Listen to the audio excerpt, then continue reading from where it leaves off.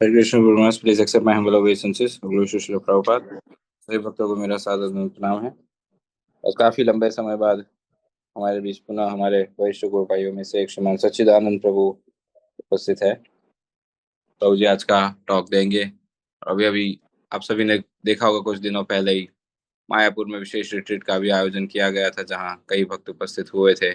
शरणागति रिट्रीट, और जहाँ गुरु महाराज भी संबोधित किए थे भक्तों को जो मायापुर से एक चक्र जा रहे थे। तो प्रभु जी अपने रिट्रीट्स के लिए और चेंज ऑफ हार्ट और प्रैक्टिकल कैसे एक साधक अपने जीवन में परिवर्तन ला सकता है, उस पर काफ़ी प्रैक्टिकल टिप्स देते हैं। तो आप सभी से अनुरोध है कि अपने नाम जप को विराम देकर ध्यानपूर्वक आज का टॉक श्रवण करें।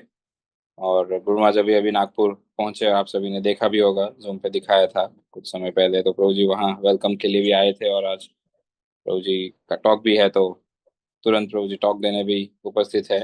तो भक्त काफ़ी प्रयास करते हैं हम सभी को हमारे आध्यात्मिक जीवन में अपलिफ्ट करने का, इंक्लूडिंग गुरु महाराज। बस कभी कभी हमारे प्रयास थोड़े से कमज़ोर रह जाते हैं। तो ज़्यादा समय न लेते हुए हम सच्चिदानंद प्रभु से अनुरोध करते हैं आज का टॉक प्रारंभ करें। प्रभु जी, हरे कृष्णा। धन्यवाद प्रभु। नमो विष्णुपादाय कृष्ण पृष्ठाय भूतले श्रीमते लोकनाथ स्वामी निति नामिने। नमो विष्णुपादाय कृष्ण पृष्ठाय भूतले श्रीमते भक्ति वेदांत स्वामी निति नामिने। नमस्ते सारस्वती देवी गौरवाणी प्रचारिणे निर्विशेष शून्यवादी पश्चात देशतारिणे। जय श्री कृष्ण चैतन्य प्रभु नित्यानंद श्री अद्वैत गदाधर श्रीवासदि गौर भक्तवृंद। हरे कृष्णा कृष्ण कृष्ण हरे हरे, हरे राम राम राम हरे हरे। तो जैसे गुरु महाराज कई बार अपने जपा टॉक में कहते हैं कि हमें समय समय पे मनन करना चाहिए। तो आज मनन करने के लिए मैंने कुछ प्रश्न तैयार किए हैं, तो आप पेन पेपर रेडी रखिए और बाद में आप मनन कर सकते हैं इनके ऊपर।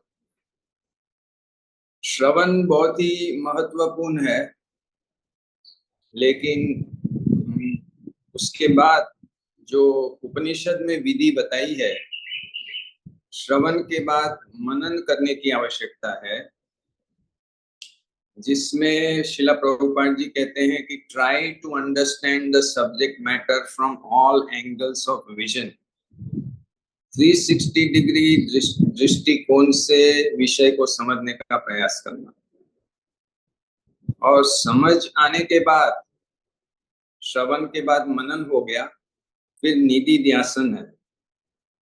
उसका मतलब है उस स्थल पे स्थित होना, उसको मतलब जीवन में उतार के उस लेवल पे पहुंचना। वो थर्ड स्टेज है ज्ञान लेने का।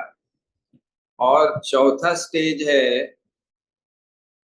प्रार्थना करना भगवान को कि हमें ये तत्व का जो हम पढ़ रहे हैं, सुन रहे हैं, उसका साक्षात्कार हो और हम अपने जीवन में उतार सके, ऐसी प्रार्थना करना। तो ये सही ईमानदारी और गंभीरता से श्रवण की विधि है। श्रवण, मनन, निधि ध्यासन और प्रार्थना, ये 4 चीज करना है। और ज्ञान कैसे प्रकाशित होता है? सबसे पहले जागृति आती है हमें ज्ञान से कि अच्छा ऐसे होता है, ऐसे होता है, ये काम वासना ऐसे काम करती है, क्रोध ऐसे काम करता है, कौन से गुण से आते हैं, ये सब हमको समझ में आता है। दूसरा स्टेज ज्ञान का है कि स्वीकार करना, अपने अंदर कैसे ये तत्व चल रहा है उसको स्वीकार करना। जागृति होती है तो हम दूसरे के अंदर देख सकते हैं कि ये इसके अंदर क्रोध आ गया, लेकिन हमारे अंदर क्रोध आना, वो स्वीकार करना, वो सेकंड लेवल ऑफ नॉलेज का स्टेज है। और जब हमें पता चला कि हमारे अंदर कुछ कमियां हैं, तो फिर हम उसको बदलेंगे, परिवर्तन थर्ड स्टेज ऑफ नॉलेज है परिवर्तन। तो कैसे हम उसको बदलेंगे। तो आज का सेशन आपको मनन करने में बहुत मदद करेगा। तो आप ये प्रश्न जो मैं बता रहा हूँ उसको आप लिख लेंगे। अभी फिलहाल आप उतना मनन नहीं कर पाएंगे तुरंत, क्योंकि उसके लिए समय चाहिए सोचने के लिए, लेकिन आप पहले से जैसे होमवर्क ही है और शॉर्ट रहेगा जपा टॉक आज का, लेकिन आपका होमवर्क सेशन लंबा रहेगा। ये वास्तव में आप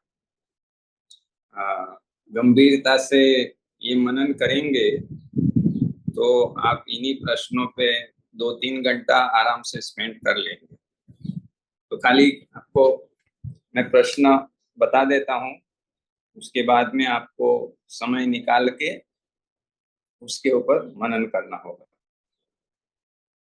पहला प्रश्न, how is lack of enthusiasm showing up in your life?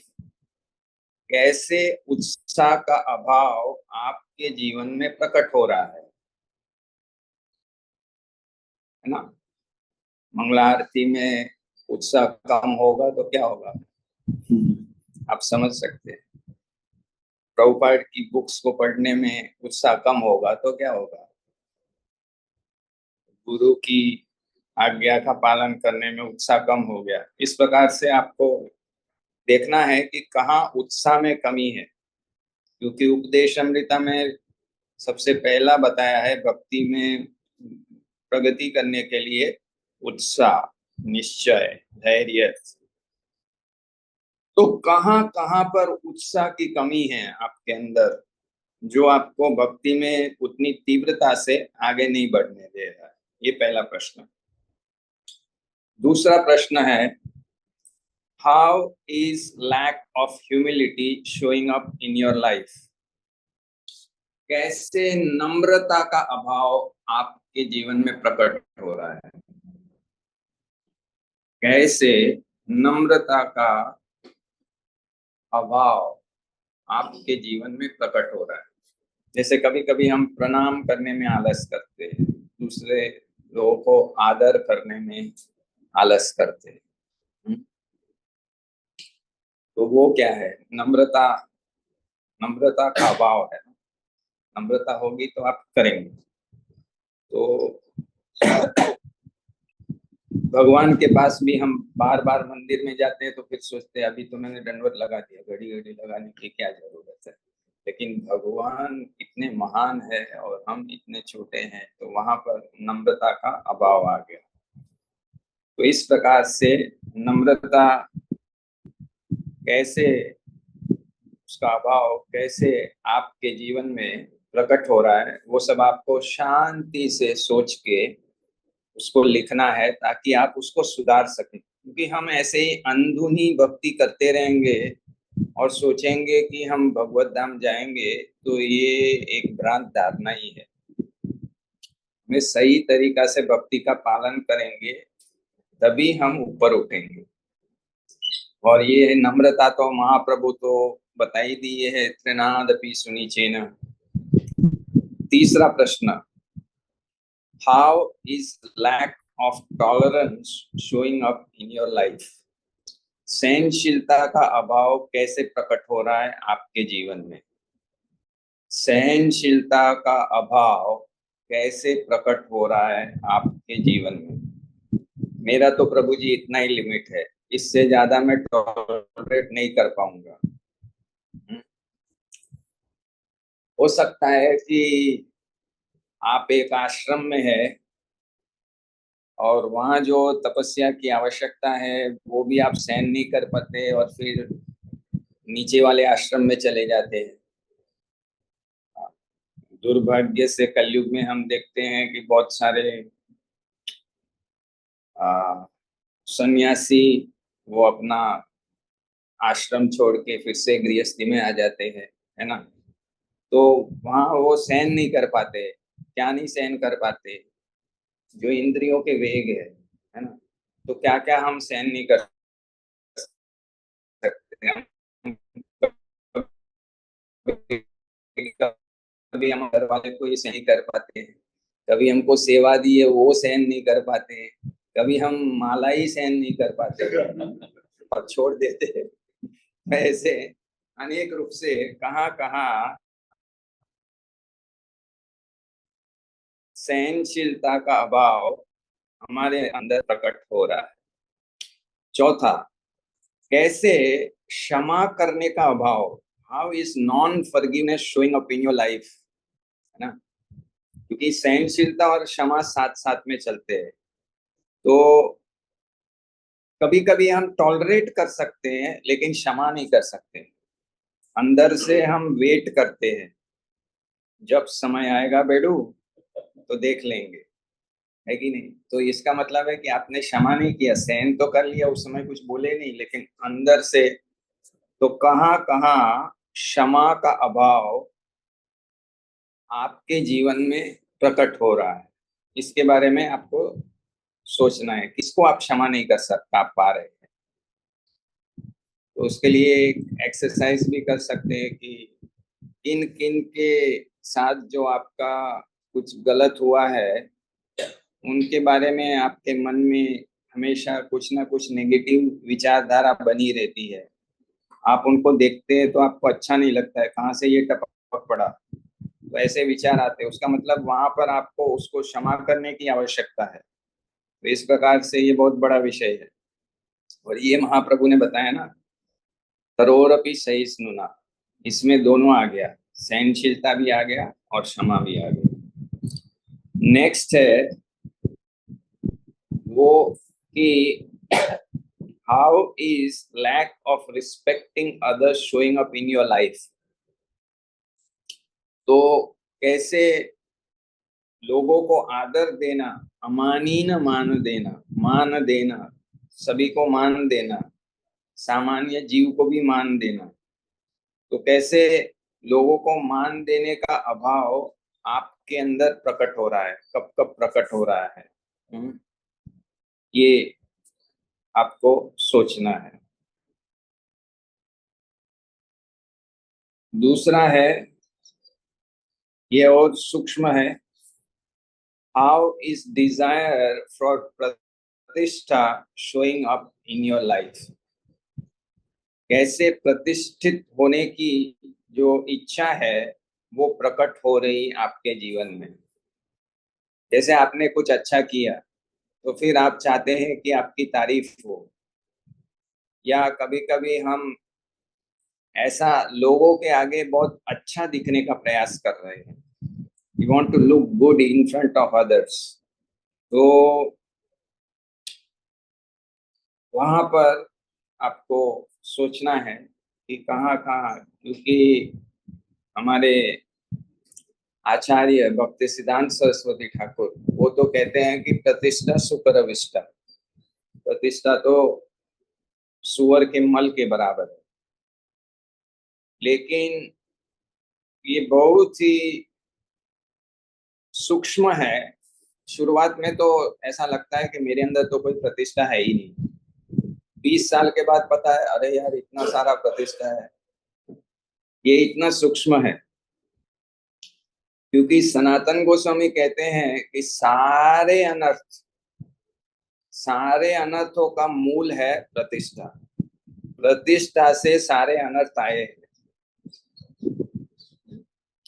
तो इसलिए कहाँ कहाँ ये प्रतिष्ठा की इच्छा प्रकट हो रही है, हम अगर देखने का प्रयास करेंगे तो फिर भगवान जो है परमात्मा के रूप में हमारे हृदय में विराजमान है, तो वो हमें मदद करेंगे, कुछ कुछ बताने चालू कर देंगे कि देखो यहाँ पर तुम्हारी प्रतिष्ठा है कि नहीं।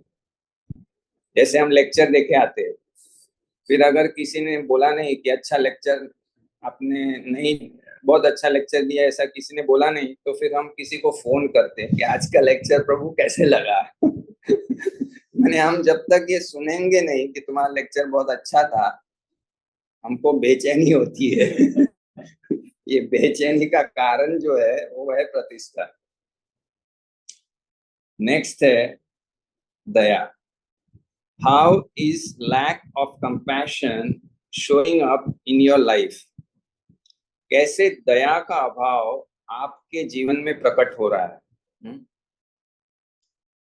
क्योंकि क्षमा, दया और नम्रता ये 3 भक्ति के गुण है, गठन है, आंतरिक गठन है भक्ति का। क्षमा गुण, नम्रता और दया। तो कहते हैं ना, दया के बिना तो धर्म ही नहीं। तो कितना हमें उत्साह होता है लोगों को भक्ति में लाने के लिए, उनको प्रभुपाद की किताब देने के लिए, उनको जैसे कि सोचो कि हमारे पास कुछ प्रसादम है, तो हम ट्रेन में जा रहे हैं और हमारे पास एक ही है तो चलो भूल जाओ, लेकिन आपके पास 10 लड्डू है, तो फिर दया वहां से प्रकट हो रही है कि दया का अभाव हो रहा है। आप समझ रहे हैं ना? तो इस प्रकार से हमें सोचना है कि कहाँ कहाँ हम यहाँ पर भी थोड़े कम पड़ रहे हैं दया में। कितना हम कष्ट उठा रहे हैं लोगों के आध्यात्मिक कल्याण के लिए। अब ये जो सबसे पहला अपराध है, नाम अपराध है, उसके बारे में है, how is criticism of others showing up in your life. लोगों की निंदा करने का जो ये गुण है वो कैसे आपके जीवन में प्रकट हो रहा है। कभी कभी हम देखते हैं कि हम जब भी किसी से मिलते हैं तो किसी ना किसी का टॉपिक खोल देते हैं और दोनों व्यक्ति फिर उसकी धुलाई करते हैं। हाँ? या कभी कभी हमारे मन में ही हम किसी के बारे में बोलते रहते हैं कि ये ऐसा है, वैसा है, क्या, या ये क्या है, ये ऐसा है, वैसा है। तो कहाँ कहाँ ये लोगों की निंदा करने का जो ये गलत आदत है वो प्रकट हो रहा है आपके जीवन में। क्योंकि ये सब जो चीज प्रकट होने से क्या है, आपका प्रगति को वो ब्लॉक कर रहा है। लास्ट क्वेश्चन है, how is sabotage showing up in your life. कैसे विघ्न, हाँ, मैंने वो आपको पूरा आतंकवादी जैसे आपको घेर ले, इसी प्रकार से वो कौन सी वस्तु चीज है जिससे आप ऐसे जकड़न में आ जाते हैं और कुछ कर नहीं पाते। सैबोटाज, कौन सा अनर्थ आपको ब्लॉक कर देता है।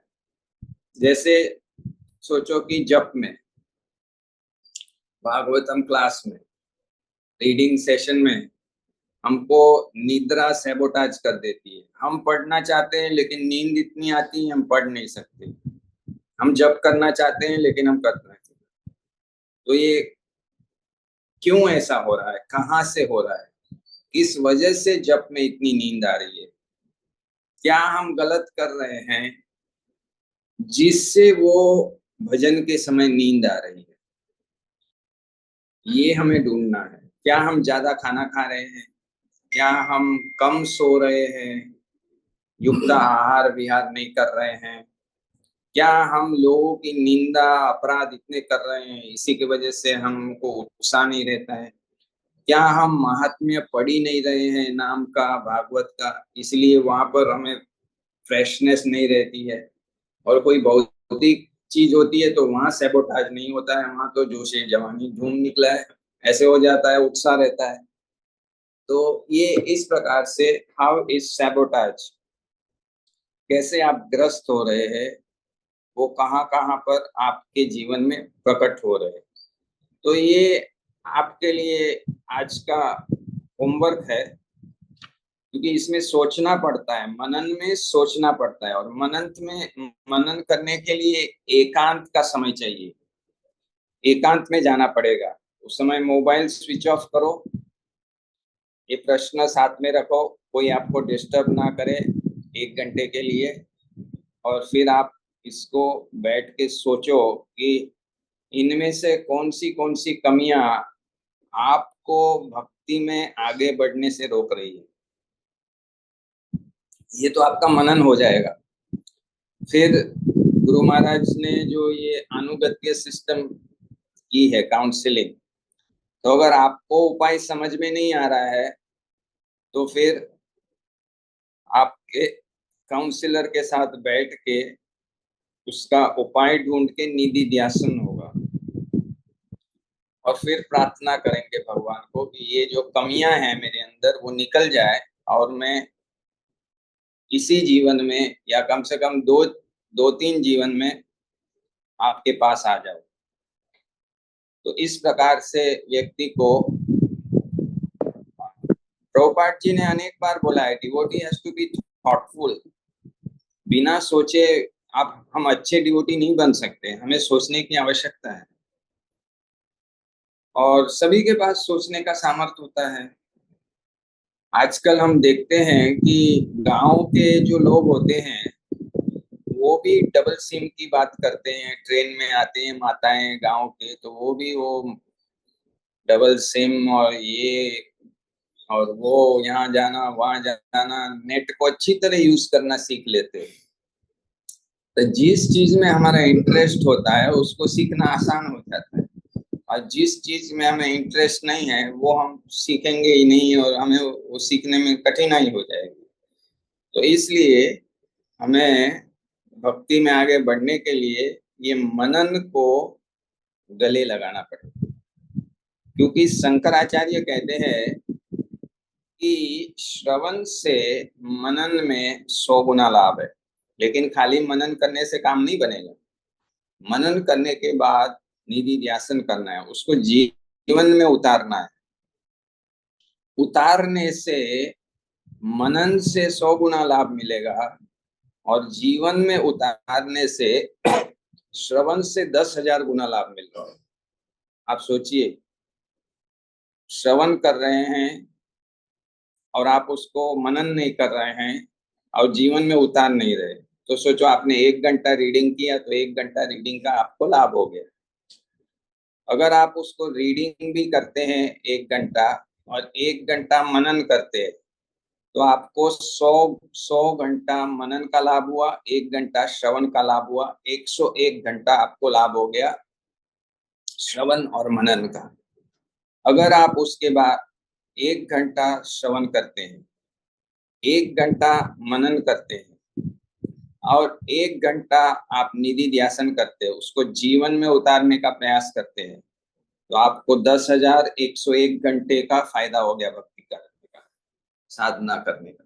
तो इतना पावरफुल है ये, शंकराचार्य कहते हैं। तो इसलिए मनन को भी गले लगाना पड़ेगा और निधि ध्यासन को भी गले लगाना पड़ेगा।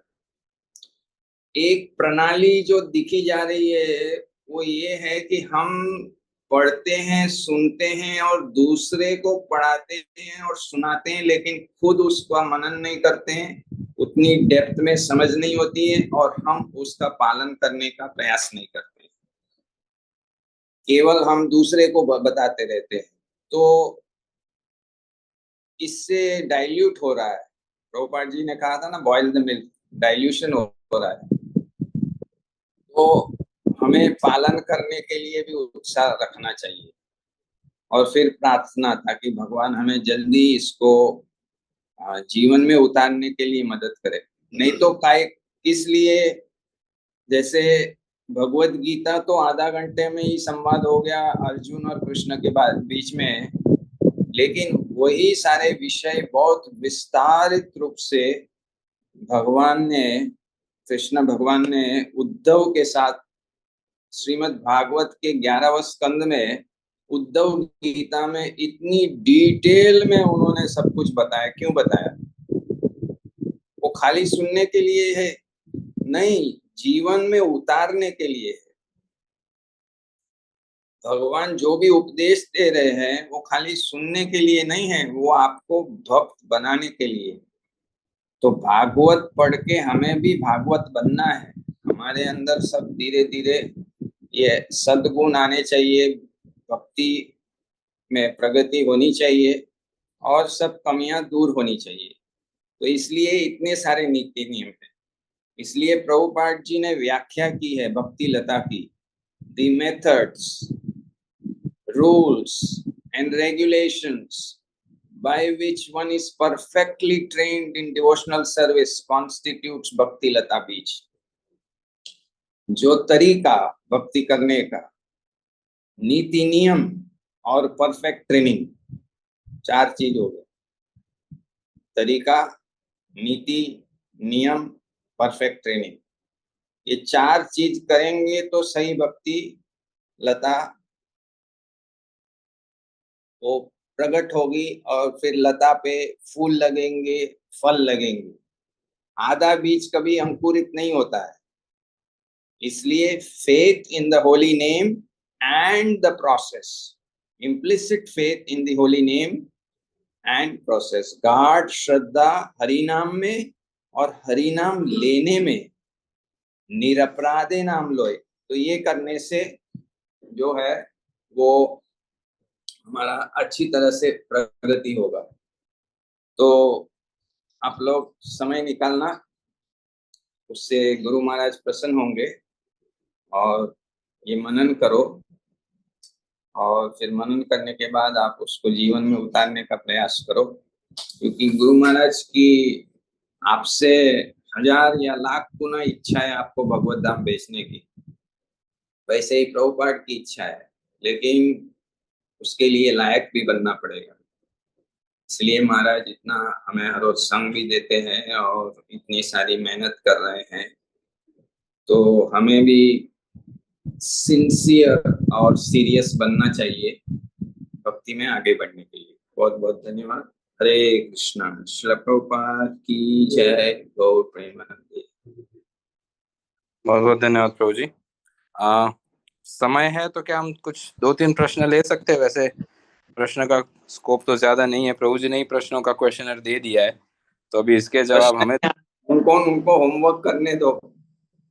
हाँ, वही मैं सोच रहा हूँ कि इस पे तो कोई प्रश्न उठाने का कोई मतलब ही नहीं है। नहीं, उठाने का कोई सवाल ही नहीं है। तो सभी भक्तों से अनुरोध है, हमारी परंपरागत पद्धति से महामंत्र का उच्चारण करके हम आज के सत्र को यहीं विराम देते हैं और प्रभु जी का हृदय पूर्वक आभार व्यक्त करते हैं आज के इस सत्र के लिए, जहाँ पर प्रभु जी ने इतना एक विशेष होमवर्क हमें दिया है।